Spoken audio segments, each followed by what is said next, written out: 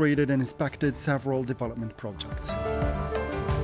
As the Zionist army continues its barbaric aggression on the besieged Gaza Strip, the occupation forces have committed 2 massacres, killing 50 people and injuring 54 others over the last 24 hours.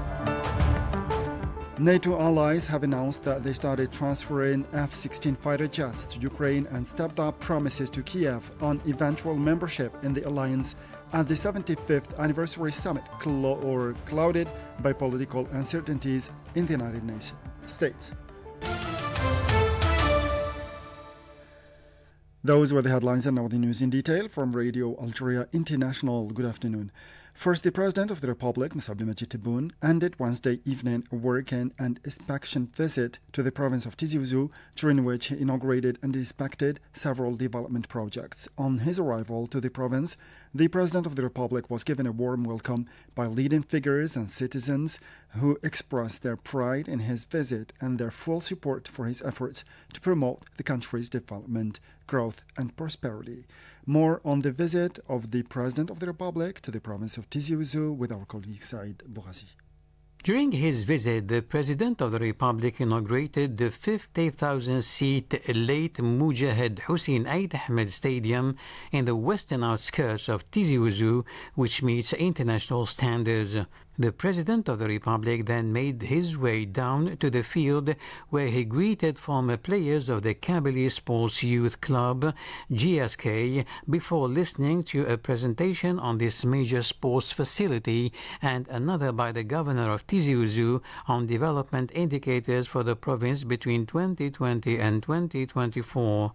He also heard a detailed presentation on the urban center in Azazga and another on the project to build a seawater desalination plant in Temda Ugemun. The President of the Republic also heard a presentation on the construction of a dam at Sidi Khalifa in the municipality of Azafun and the Souqntlata Dam in Matra, as well as a presentation on the project to build a motorway link between Tizi Ouzou and the East-West Motorway.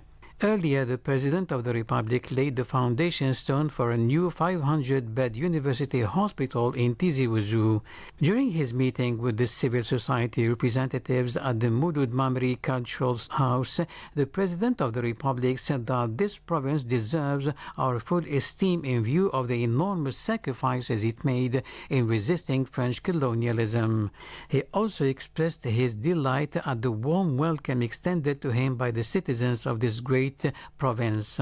The President of the Republic also praised the Tejmat social organization, describing it as an example of participatory democracy and a successful model for the management of local affairs, stressing the need to preserve these values. Responding to the concerns of the citizens, President Tebboune stressed the need to make the new university hospital a center of excellence and to build it before the end of 2025. He also announced that other hospitals with a capacity of 60 to 100 beds will be built to relieve the pressure on the new hospital. After praising the efforts of the White Army among the medical and paramedical teams, the President of the Republic assured that the socio-professional demands of this corps would be met. The President of the Republic also paid a heartfelt tribute to the leaders who decided just after independence to enshrine the principle of free education and health care, underlining that Algeria has been able to eradicate all the diseases and epidemics that plague underdeveloped countries. During the inauguration ceremony of the new stadium, Mojahed Hussein Eid Ahmed, the President of the Republic, stressed that the building of the sports facility came following huge efforts made by men on the ground, including the Ministers of Housing and Finance, who contributed largely to its construction. Its delivery wouldn't have been possible. He stressed that the stadium was related to a sad management history of the country, while congratulating Algeria in general and the province of Tizi Ouzou in particular for this great achievement. Let's listen to the President. أعتقد أنه لو ما كانش فيه رجال واقفين أولا في الميدان، عمال وشركات وإطارات على رأسهم الوزير وحتى وزير المالية اللي ساهم كثير في تسهيل المهمة لوزارة السكن، ربما كنا ما نقدرش نستلم ملعب مثل هذا، لأن المغالب يعني نقولها بأسف أنه كان مرتبط بماضي تسيير أليم للبلاد 14 سنة باش قدرنا ندشنوه بمجهودات جبارة وباستثناءات. فهنيئا للجزائر أولا، هنيئا ولاية تيزي وزو، وتستاهل ملعب مثل هذا وأحسن. Meanwhile, the President of the Republic congratulated the prestigious GS Kabylie Club and its technical team, for which the stadium or the new stadium will give a new impetus. هنيئا الفريق العريق جياسكا اللي هي بنفسها ربما هذا الملعب يخليها تنطلق انطلاقة جديدة في مسارها الكروي. هذه الحوافز مثل الملعب وغيرها وحتى الطقم اللي هيسير فيها اليوم، مبروك علينا كلنا إن شاء الله. شكرا. It's worth noting that the inauguration of this modern sports structure, fitted with all necessary equipment and built according to international standards, is part of the working and inspection visit carried out by the President of the Republic in this province. The Independent National Election Authority, ANI, has announced that in addition to the service platform INA Election DZ, the toll-free number 3058 is available to candidates running in the presidential election to make appointments for the legalization of individual signature application forms. It added that the legalization will be carried out through all the cells in the municipalities, municipal annexes, and any delegations throughout the country. Those concerned can call the free phone number throughout the week, including Fridays and public holidays, from 8 a.m. to 8 p.m., according to the same source. The chairman of the Higher Council for Youth, CSJ, Mustafa Hidawi, has announced the launch of the Young Ambassadors of Remembrance initiative. The aim is to highlight the role of young Algerians in safeguarding the national memory and to reinforce in them the values of belonging and citizenship. Majid Mila has more details. At the National Virtual Conference, Young Ambassadors of Memory, organized by the CSG at the National Center for Studies and Research on Popular Resistance, the national movement, and the November 1st, 1954 revolution marking the 62nd anniversary of independence, Mr. Hidawi said that his body, convinced of the importance of preserving national memory and history, has decided to launch the Young Ambassadors of Memory initiative. Through the initiative, the CSG aims to contribute actively and effectively to raising awareness of young people about national history, both inside and outside the country.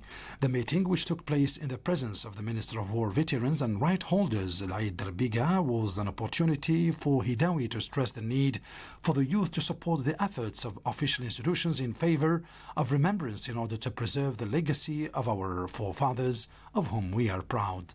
With this perspective, continued the chairman of the CSG, 124 young men and women from different wilayas of the country and from the national community abroad will be selected based on scientific criteria to benefit from 1 year's support, including a training session by video conference in collaboration with the Ministry of the War Veterans and Right Holders under the agreement concluded between the two parties. According to Mr. Hidawi, this session will lead to the appointment of these young people as ambassadors of memory who will advocate the historical legacy of the Algerian nation and contribute to the preservation of national memory on behalf of Algerian youth when the CSG takes part in meetings of the various specialized international bodies and organizations. Shifting now to the Middle East, where the Zionist occupation army continues its barbaric aggression on the besieged Gaza Strip by land, sea, and air for the 279th day in a row, as the occupation artillery and aircraft bomb several sites in the war-torn enclave.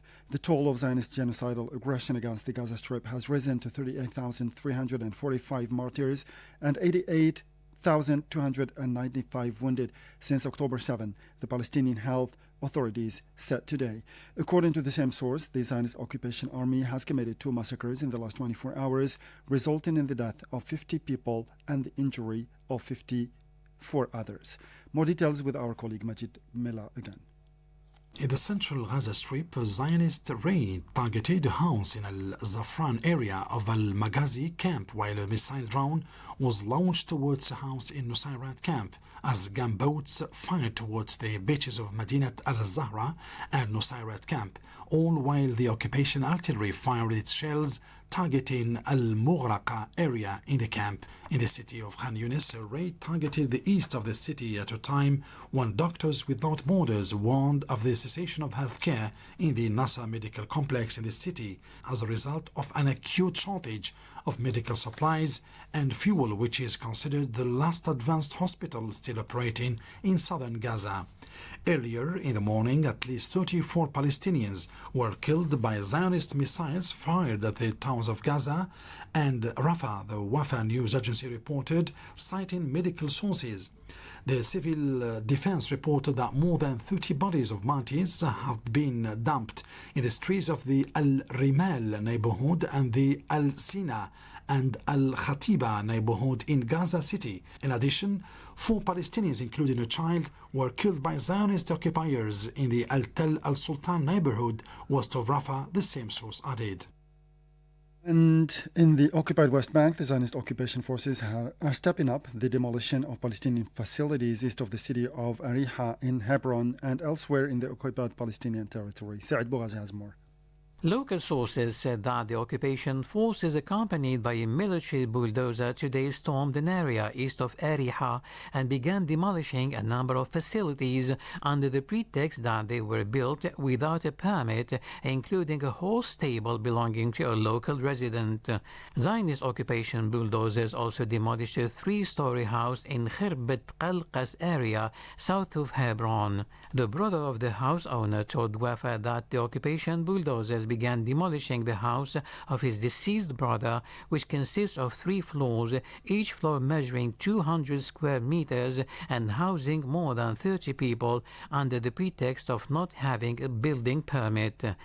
He pointed out that the occupation troops forced the residents of neighboring houses to remain in their homes and did not allow them to help remove furniture from the house or reach it. The War and Settlement Resistance Commission said in its report that the occupation authorities demolished 318 facilities in the West Bank, including El Quds, during the first half of 2024 and issued notices to demolish 359 other facilities and uprooted about 10,000 trees. On Wednesday, Jewish settlers burnt large tracts of land in the village of El Fandakumiya, south of the occupied West Bank city of Jenin, according to Wafa. Settlers under army protection attacked the outskirts of the village and set large tracts of land on fire. A Wafa correspondent said that the occupation forces fired barrages of bullets and tear gas bombs towards the villages and their homes, causing a number of suffocation cases.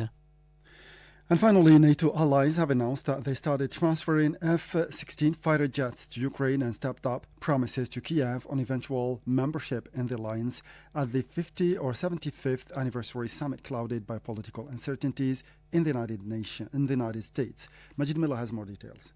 The 3-day gathering in the United States capital, Washington, was aimed relaying the West and also reassuring United States voters amid pre-election scrutiny on whether Joe Biden remains fit for the position. Biden individually welcomed the 31 leaders of the alliance before urging them to keep pace with Russian military production, which has stepped up sharply in the 2 years since President Vladimir Putin invaded Ukraine. Biden invited to the summit Ukrainian President Volodymyr Zelensky, who expressed gratitude for the granting of the F-16 jets. The new aircraft will bring just and lasting peace closer, demonstrating that terror must fail, Zelensky wrote on social media. The summit aimed in part to Trump-proof the alliance, including by giving NATO a greater role rather than the United States in coordinating arms delivery into Ukraine. In a joint declaration, NATO leaders promised to give Ukraine 40 billion euros in military aid within the next year, part of efforts to increase predictability after Trump's allies in Congress held up U.S. assistance for months. NATO Secretary General Jens Stoltenberg, for his part, insisted that NATO also wanted to end the war, but with Ukrainian victory. Biden has also invited 4 key Pacific partners, Japan, South Korea, Australia and New Zealand, as he seeks to increase NATO's role in Asia. That's the end of the news bulletin. Time now for weekly programs, and with this we come to the end of it. We'll meet you again tomorrow. Thank you very much.